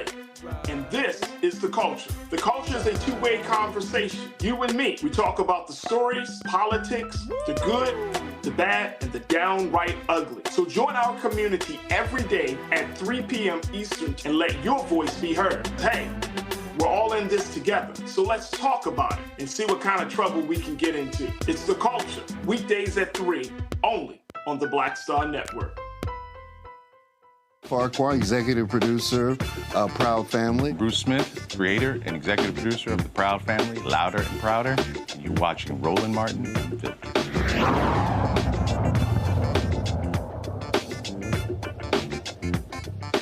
Rarely, as a union, do you get so clear of a choice between two candidates. In 2019, and I want you guys to pay attention to these two slides we're about to show you. In 2019, our members were out there holding the line at GM on a national strike for 40 days.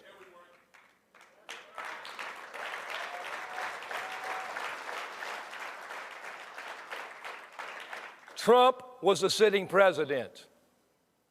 And I want to show you a picture of what Trump said and what actions he took to help the American auto workers striking at GM when he was president.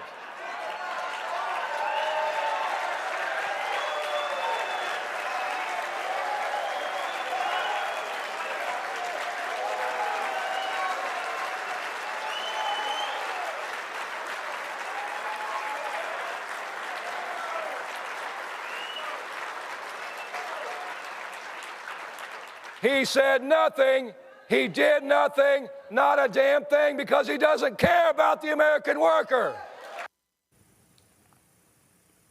United Auto Workers today endorsing President Joe Biden in this election.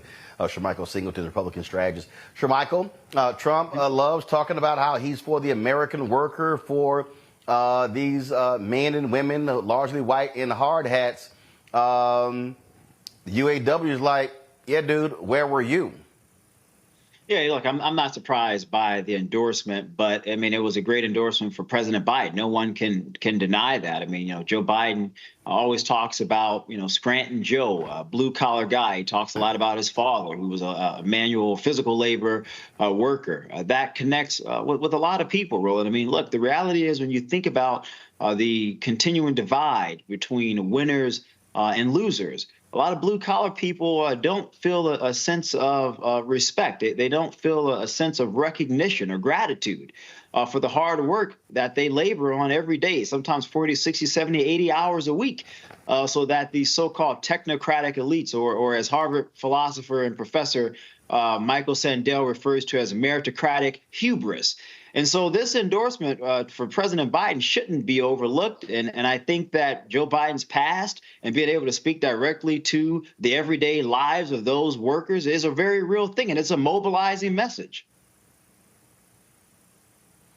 Not only a mobilizing message, it also will speak volumes in terms of boots on the ground in states like Michigan, Pennsylvania, Ohio, Wisconsin, even if you go down further, Indiana. So the question would be again what the impact is. Rebecca, your thoughts on this endorsement of these auto workers? Remember, when Trump ran 2016, he talked about how he was going to be fighting for the auto workers, but he also complained about the bailout, which actually saved their jobs.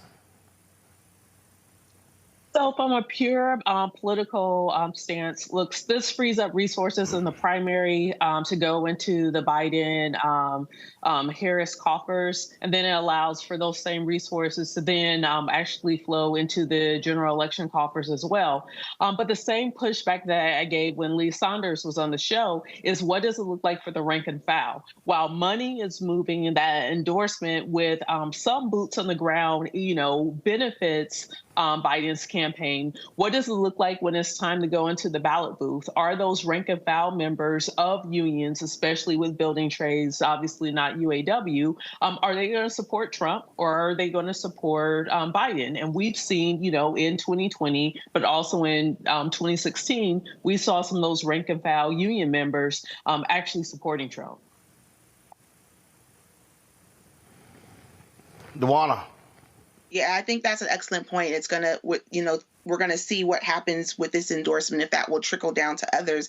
But I think, this is a great thing for President Biden. I mean, look, in September, he became the first sitting U.S. president to join the active UAW picket line, rallying alongside of those. And I when I hear this, I'm just kind of reminded by Maya Angelou's quote that just talks about people may forget about what you do, but they remember how you made them feel. And so I think because of some of the things that President Biden has done, that got him this endorsement, but hopefully others will follow suit as well and give him their support.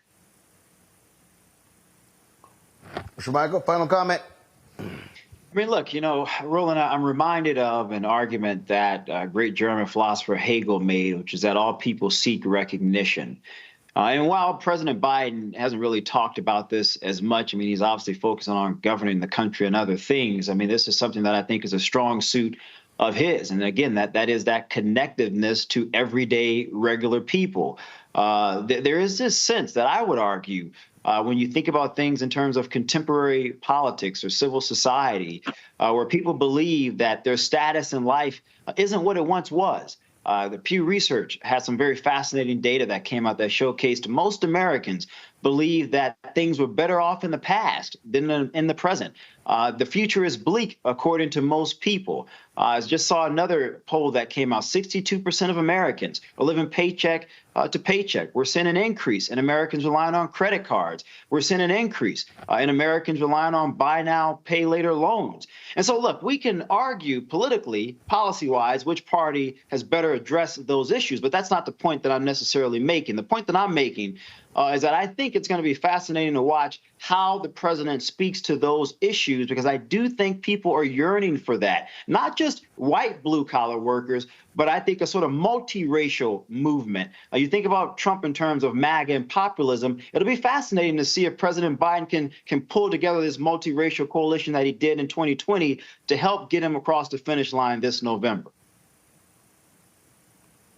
Well, I'll tell you this here. When you look at many of these particular polls, this whole notion of yearning for days past, they ain't black folks. They ain't black. No, I don't. This really is a. No. Here's what I mean. What I'm going to say, Roland, just real quickly. I go back. By that phrase, I'm not talking about it in terms of a racial past. I mean, obviously, I'll see the point that it's certainly some who would like to go back to a racial dominance. But what I'm saying is that in terms of this particular labor union, most of their members are white. They're not majority black. And so what I'm saying is 30 years ago, the idea that people could buy a home and afford it, they could retire and be comfortable, they could put their kids through college if their child so sought to go in that direction, was a more realistic possibility for those types of workers than it is today. That's the point that I'm making. Yeah, but that's also why what has to happen is there has to be actual conversations on these mainstream white networks about actual policies and what people are talking about. I alluded to this earlier. Cordell Belcher Democratic pollster, published an op-ed today in the Los Angeles Times where he talked about polling. He said over the last several election cycles, polling has increasingly become a central focus of media reporting on campaigns, particularly presidential contests, and that's unfortunate. Average voters should rarely see or hear about polling because it's not particularly relevant or actionable for them. He then said, guys, can we pull it up, please? He then said, in many ways, however, polling is driving political media narratives. Polling is no longer a part of a news story. It is the news story. The trouble is that horse race numbers can drive almost any narrative that politicians or journalists find expedient, regardless of whether it's accurate. See the great red wave. Media frenzy of the 2020 midterm elections, which of course proved to be the opposite of the truth. The mainstream media's coverage of campaigns from such a standpoint is not only mistaken, but also irresponsible. And so here's the deal. I think what you just talked about is, I think Biden Harris want to have that conversation. But the question is, will you have these folks in media circles do that? We talk about policies on this show. When you talk about what you just laid out in terms of these workers, when it comes to the issue of being able to send their kids to school, I think if you're Biden Harris, they're like, bring that conversation on, because you've got Trump and Republicans who oppose student loan debt relief. Then when we examine what has happened, a massive increase in tuition all across this country. I think when you talk about what's happening with home ownership crisis, absolutely, that is an issue because this country is actually behind in the number of homes we built over the past 13 years, the lowest number since the 1940s. But the question, though, is, and this is the problem, when you look at how these campaigns are covered, what they're focusing on, what these networks are focusing on, they're focusing on language, they're focusing on personality, they're focusing on he said, she said. They're not actually breaking down, okay, when it comes to it, where does Trump and Biden stand on housing?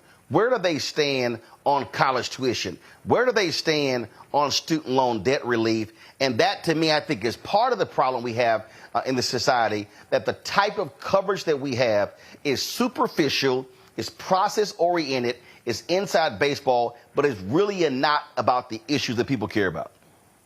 Well, can I comment, Roland? I mean, I think, to editorialize it, I don't disagree. I mean, I know Cornell Well is a very talented pollster. A lot of the data that I cited earlier at the beginning of our dialogue, I mean, on every campaign that I've been a part of, whether it's internal or external polling, to the point that you made, it is a snapshot in time. And that snapshot in time gives us on a campaign, the strategists, the advisors, an idea of where we currently stand with a certain sector of voters or voters writ large on a particular issue. Do we need to change some things? Is it a messaging issue? Are we not adopting the proper policy stance? And then you sort of internally make those movements, and then you wait and see what the new data showcases, the new focus groups information sort of directs you. And so I agree with him 100% in that regard. But I will say this, Roland. There is a serious deficit in this country in terms of civic education. I mean, you think about moral reasoning and deliberation in terms of politics.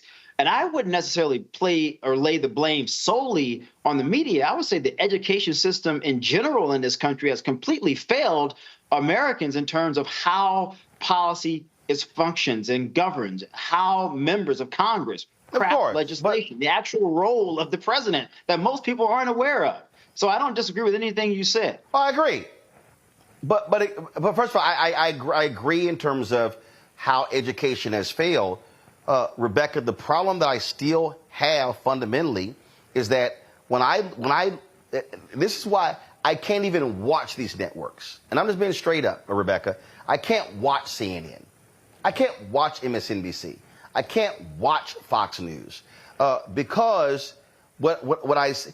Everything, the newest poll. No. What are they actually talking about? What are the actual issues? And to me, that is a massive failure. And if this election becomes a personality ageism question, like for instance, okay, we've had all of this discussion, Rebecca, about Biden's age. Totally get it. But what has he actually done? What has he done? Oh, he doesn't have as much vigor. What got passed? How's it benefit the American people? Again, give me a less than vigorous 80-plus-year-old person versus a 45 to 50-year-old person full of energy and vigor and who's going jogging, who can't get shit done. Oh, Roland, the types of news articles and the types of storylines that you're talking about, from someone who has worked on campaigns for about 20 years all across this country, I see it as a sideshow. I see it as a distraction, because if you get folks following the shiny red ball that's bouncing around in the room, then folks aren't paying attention to the boogeyman that's in the corner.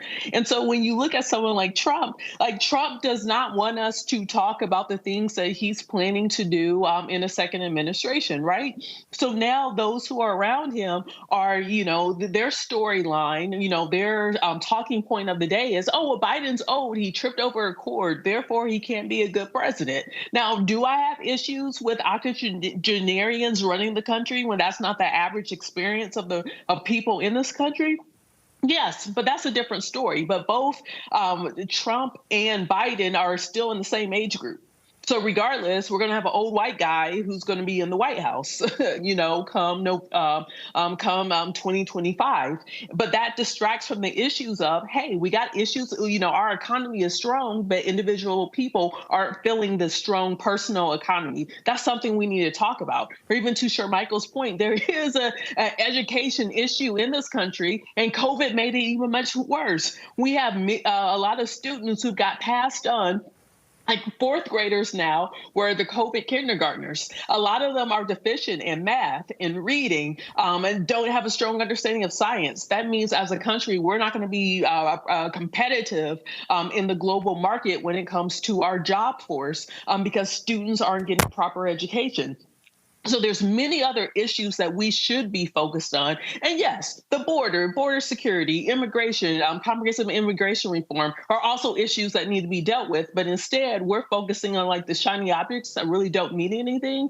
And finally, from working on campaigns, if you think news outlets and their coverage of polling is nauseating, sitting around with a bunch of donors who think because you give them top lines in a polling memo that all of a sudden they have the inside track of knowing which neighborhoods we should go knock doors on. So it's a lot of people, and maybe we could blame Nate Silver for trying to make people feel like anyone can read polling data. That's not true. That's why you actually have political scientists, because there's actually a science in it. But now everyone thinks it's accessible because they could go to a website and they can see 5 different top lines in polling. And I know the majority of your audience probably have no idea of what I'm talking about when I'm saying top lines, but I'm a political scientist, so I know what I'm talking about, which is why I understand in a presidential year, I'm not seriously looking at polling until about mid-September,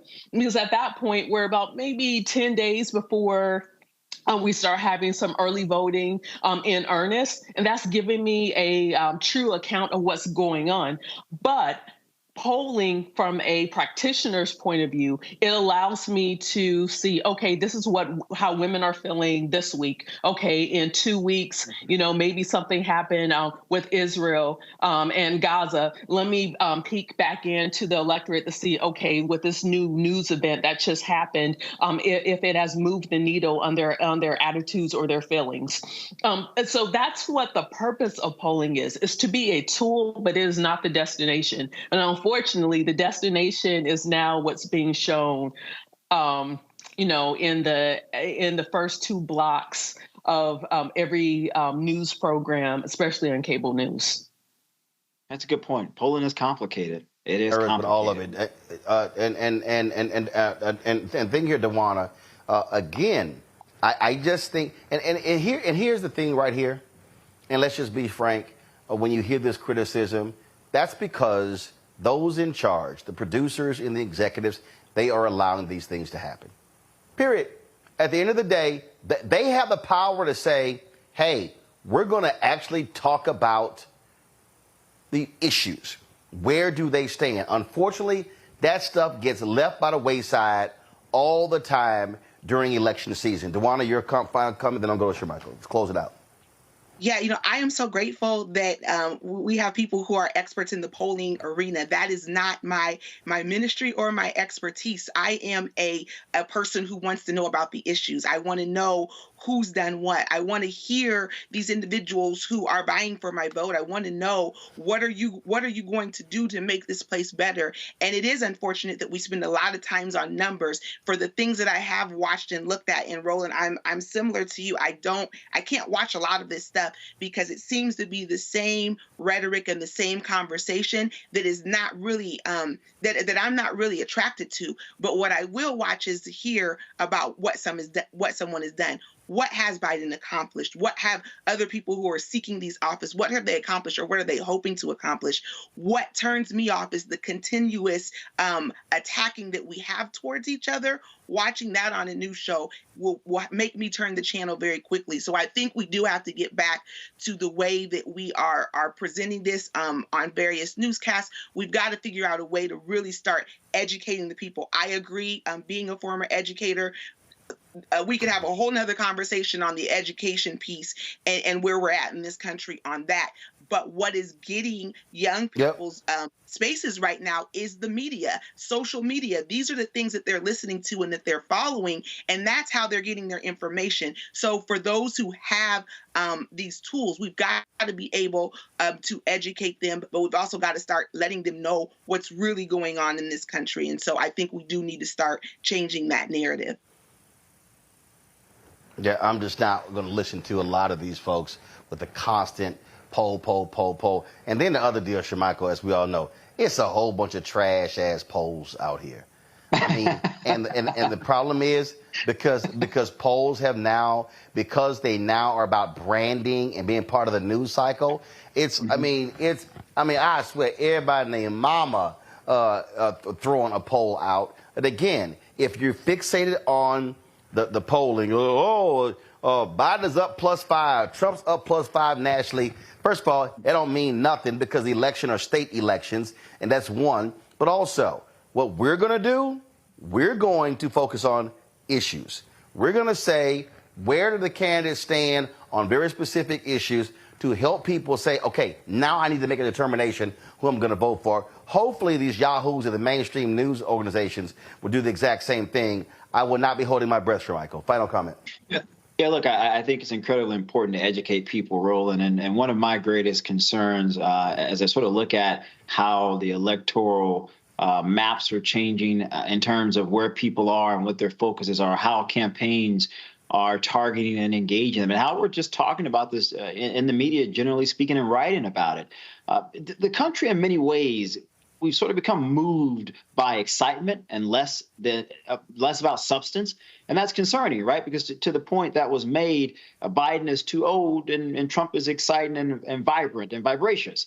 It's not necessarily about, well, how does this particular policy benefit me over another particular policy? And I think that is a part of this reality culture that we live in. Social media was mentioned. I'm concerned about that. We got to start rolling that back. I mean, there's just a serious dislocation in terms of the educational fabric of this country and people's knowledge in terms of what it takes to get things done that may be in their best interest. And I'm not saying this as a conservative. This is just something that I'm really, really concerned about, because the reality is if we don't have an educated populace, we have a serious problem. Alexis de Tocqueville visited this country in the 1700s.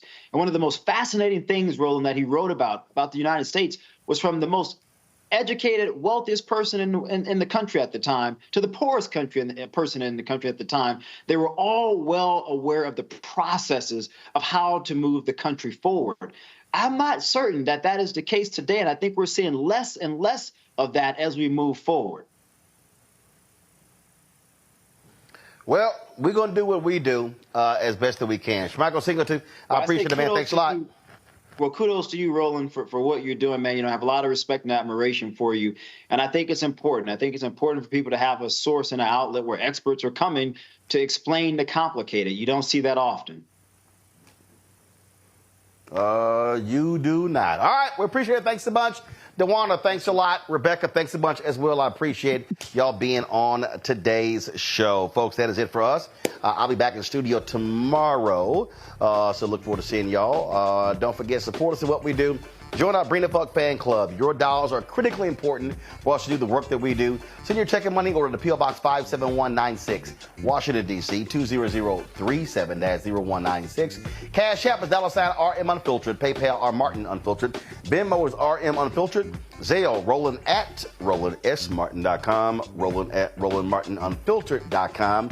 Be sure to download the Black Star Network app. Apple phone, Android phone, Apple TV, Android TV, Roku, Amazon Fire TV, Xbox One, Samsung Smart TV. You can also, of course, watch us on a variety of fast channels. First of all, check us out on Amazon News, or Amazon Fire, and go to their news area. You can check us out. You can also tell Alexa play news from the Black Star Network. Also, check out our 24-hour streaming channel out on Plex TV, Amazon Freebie, Amazon Prime Video. And be sure to get a copy of my book, White Fear, How the Browning of America is Making White Folks Lose Their Minds, available at bookstores nationwide.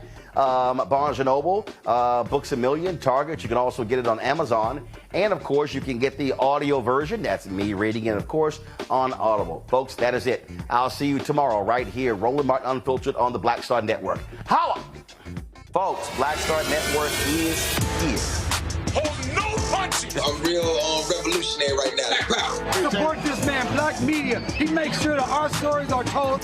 Thank you for being the voice of Black America, Roland. Stay black. I love y'all. All momentum we have now, we have to keep this going. The video looks phenomenal. See, this difference between Black Star Network and Black-owned media and something like CNN. You can't be Black-owned media and be scared. It's time to be smart. Bring your eyeballs home. You dig?